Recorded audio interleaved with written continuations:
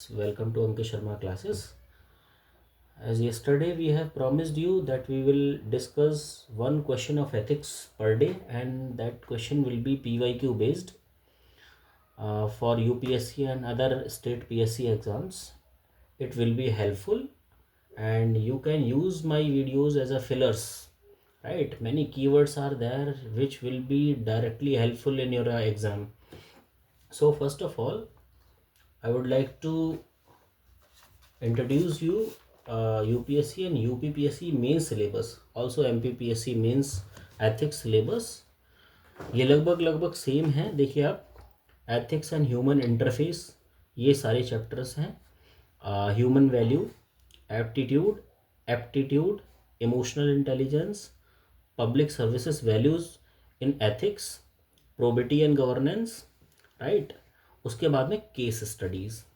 तो यहाँ पे कुछ, ये तो रहा सिलेबस. MPPSC UPPSC का सेम ही सिलेबस है. और यहाँ पे कुछ सर्टेन टाइप के क्वेश्चंस आते हैं.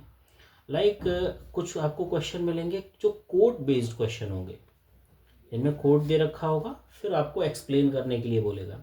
देन कुछ क्वेश्चन होंगे statement based question, like Swami Vivekananda या किसी फेमस पर्सनैलिटी की वो आपको स्टेटमेंट दे देगा और उसको एक्सप्लेन करने के लिए बोलेगा. देन एक क्वेश्चन आते हैं 2 parts question, like love brings love, hate brings hatred.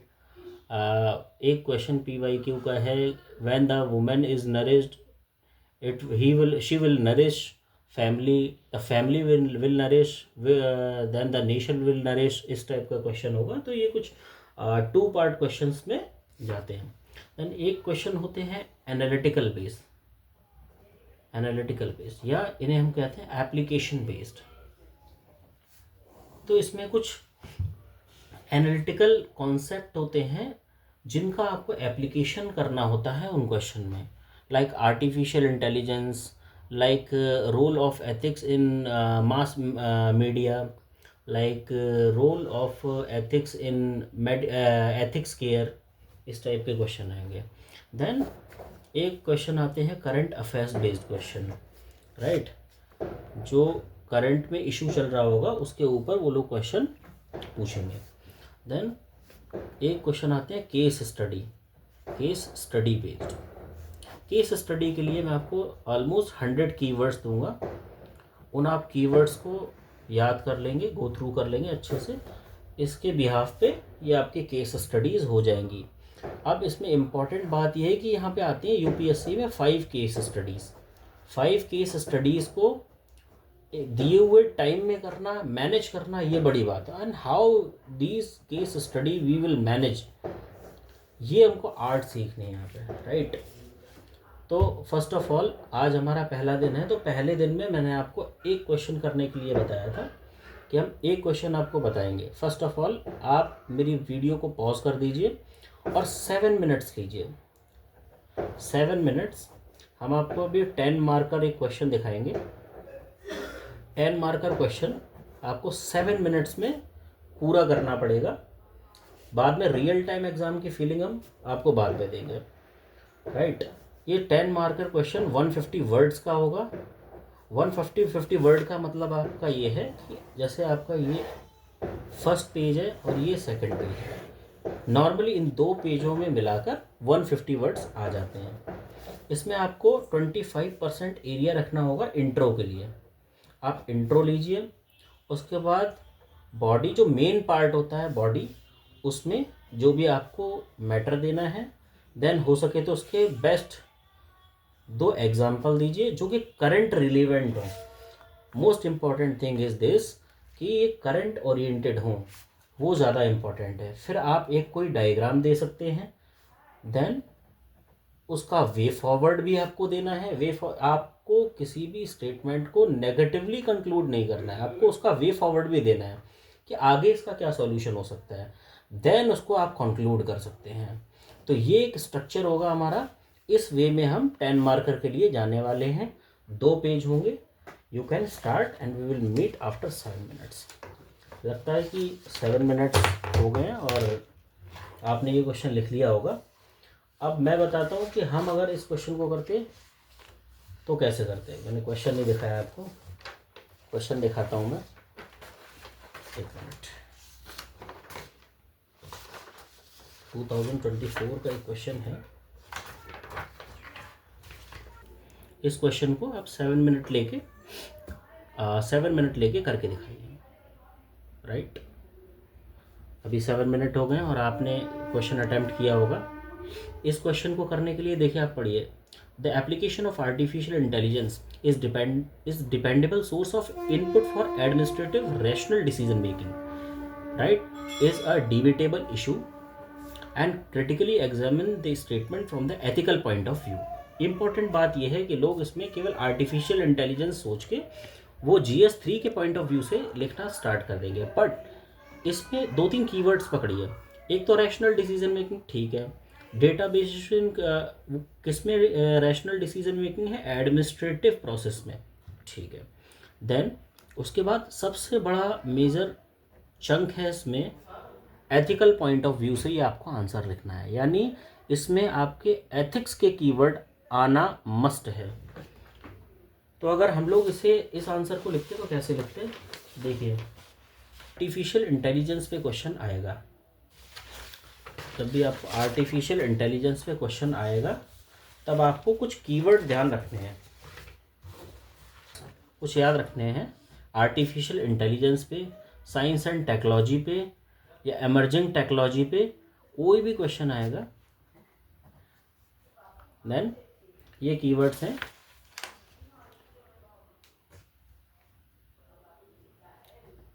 Privacy,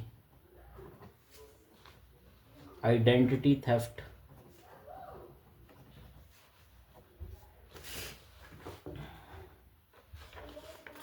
दो आप कीवर्ड याद रखिए, science without humanity and commerce without ethics. ये 7 सिंस ऑफ गांधी जी हैं, ये 7 सिंस में आते हैं। 7 सिन दिए गांधी जी ने, उनमें से हम इन 2 सिन का यूज कर सकते हैं इधर, right. Then missing standard central database,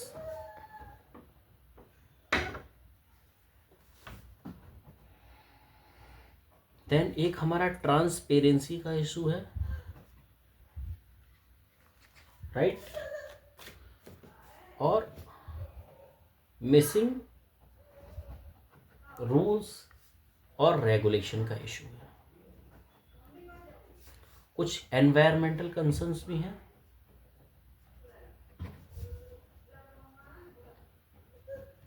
कुछ एनवायरमेंटल कंसर्न भी हैं, क्योंकि एआई जब यूज होता है तो एमिशन बहुत ज़्यादा होता है CO2 का, ग्रीन हाउस गैसेस का एमिशन बढ़ जाता है, राइट। अब कुछ इसके पॉजिटिव्स भी हैं, वो भी लिखने पड़ेंगे। अब आप एक बात बताओ, कोई भी टेक्नोलॉजी होगी तो उसमें इनोवेशन होगा, तो इनोवेशन एथिक्स लगेगी। फिर साइंटिफिकली उसमें रैशनल डिसीजन मेकिंग होगी और साइंटिफिक आइडियाज़ का यूज़ होगा, तो साइंटिफिक टेम्पर इसके पॉजिटिव थिंग्स में आ जाएगी। और ये एक यूटिलिटेरियन कॉन्सेप्ट है। यूटिलिटेरियन मीन्स इसमें कुछ नेगेटिव हो सकता है लेकिन ओवरऑल इसका इम्पैक्ट पॉजिटिव ही पड़ेगा, इसलिए ये एक यूटिलिटेरियन कॉन्सेप्ट है, राइट। आइए इस आंसर को लिखते हैं। सबसे पहले इंट्रो जब हम देंगे तो आप किसी भी कोट का यूज़ कर सकते हैं, आप करंट अफेयर्स बेस्ड इंट्रो लिख सकते हैं। करंट अफेयर्स में कोई भी साइंस एंड टेक्नोलॉजी का इंट्रो लिख सकते हैं, या एथिक्स या फिर एनवायरनमेंट का इंट्रो लिख सकते हैं। जो कोई अगर रीसेंट टेक्नोलॉजी आई हो, रीसेंट टेक्नोलॉजी जो AI बेस्ड हो, तो यहाँ से आप यहाँ पे इंट्रो लिख सकते हैं, right.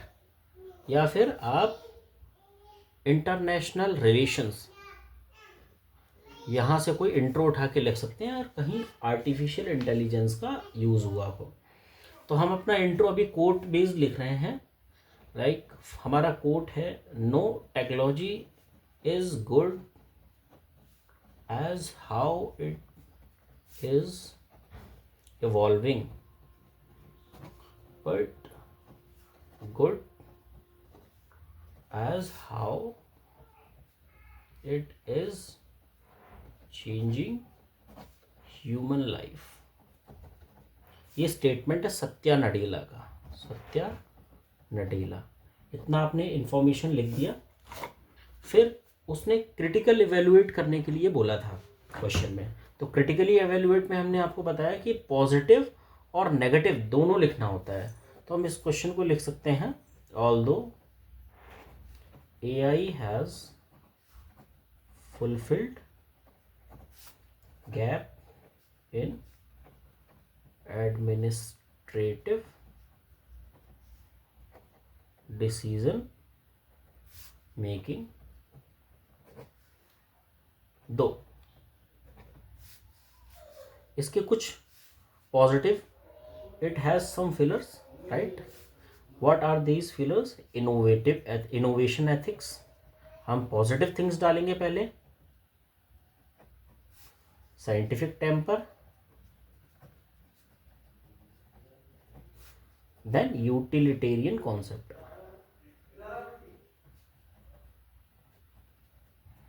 Still it is debatable, still it is debatable. क्यों डिबेटेबल है? इसके बाद में भी कुछ ना कुछ कंसर्न्स बचे होंगे, तो वो नेगेटिव चीज़ें हैं। और वो क्या क्या चीज़ें हैं? I have already told you, there is a privacy concern, there is a data bias. आपने देखा होगा कि AI को जो आप डेटा देंगे, कभी कभी वो जेंडर बाइसेस पे खेल जाता है कि जेंडर बाइसेस फीमेल को लेस इम्पॉर्टेंट बना देगा मेल के रेस्पेक्ट में, या फिर अदर चीज़ें जो उसमें फीड है उसी के अकॉर्डिंग उसका आंसर आएगा। आइडेंटिटी थेफ्ट, इसका इशू भी बना रहता है। साइबर सिक्योरिटी का इशू रहता है, आइडेंटिटी थेफ्ट। देन ट्रांसपेरेंसी नहीं है डेटा में, ट्रांसपेरेंसी इशू। और गांधी जी के दो सिन वो तो बताए थे, science without humanity and commerce without morality, right. और आपको बताया था missing ethical standards, missing rules and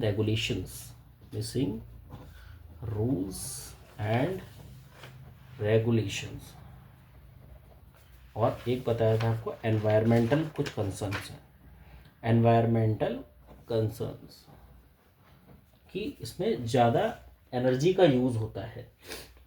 अब इसके कुछ सॉल्यूशन भी होंगे। जब आपने प्रॉब्लम बता दी है तो सॉल्यूशन देना इम्पॉर्टेंट है। सॉल्यूशन को हम बोल रहे हैं वे फॉरवर्ड। इस वे फॉरवर्ड के लिए आपको AI की कमियों को दूर करना है, तो उसके लिए आपको रेस्पॉन्सिबल AI का यूज़ करना पड़ेगा। आपको रेस्पॉन्सिबल AI लेके आना पड़ेगा। और वो रेस्पॉन्सिबल AI कैसे आएगा? रेस्पॉन्सिबल AI क्या क्या फीचर होने चाहिए एक AI में कि वो रेस्पॉन्सिबल है? It should be human centric कि वो ह्यूमन सेंट्रिक रहे, ह्यूमंस के एथिकल डिसीजन मेकिंग ह्यूमंस के अकॉर्डिंग करे वो, ठीक है। ट्रांसपेरेंसी होनी चाहिए उसके डेटाबेस में। It should be explainable, there should be no bias, like no gender bias specifically, and international database होना चाहिए, वो भी standard, international standard database. Then regulation होनी चाहिए national and international level, right.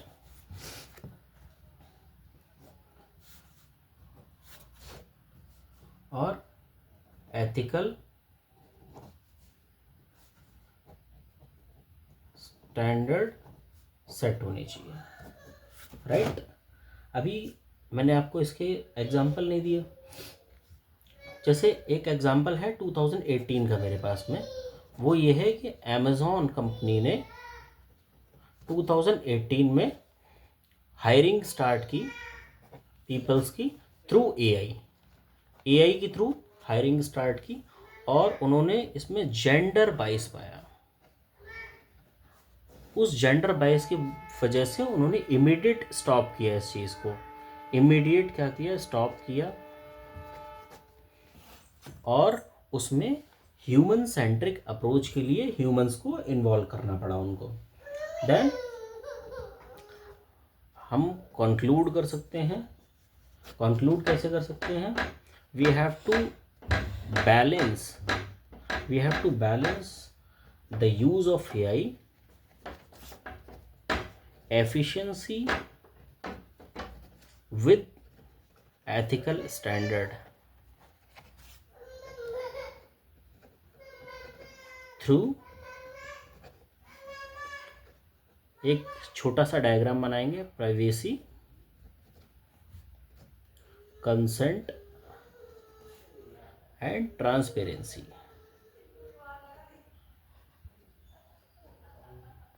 ये तीनों चीज़ें होनी चाहिए इसमें। उसके साथ में अगर आपके पास में नेट न्यूट्रलिटी है, क्योंकि इसमें न्यूट्रलिटी बड़ी इंपॉर्टेंट चीज़ है। अगर न्यूट्रल ही नहीं होंगी चीज़ें, so how they will meet our constitutional expectations, then it will become tool for empowerment and it will not become extrapment, it will not become any trap for us, but it will become as a tool of empowerment for the administration। तो ये मैंने आपको explain कर करके बताया है, लेकिन ये जो पूरा प्रोसेस है आपको 7 मिनट्स के अंदर कर लेना है, ठीक है। बाकी एक नेक्स्ट क्वेश्चन के लिए नेक्स्ट डे मिलेंगे। Bye bye, keep in touch.